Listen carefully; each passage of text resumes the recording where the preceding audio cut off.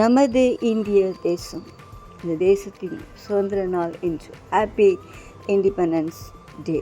So பிரியமானவர்களே, நம்முடைய தேசத்துக்காக நாம் கர்த்தரை ஸ்தோத்தரிப்போம். கர்த்தர் நமக்கு சுதந்திரமாக இந்த தேசத்தை கொடுத்திருக்கிறார். நம்முடைய தேசத்திலே உள்ள எல்லா அதிகாரமுள்ள மக்களுக்காகவும் நாம் ஸ்தோத்தரிப்போம். அவர்களுடைய சுகபலன் ஜீவனுக்காய் செபிப்போம்.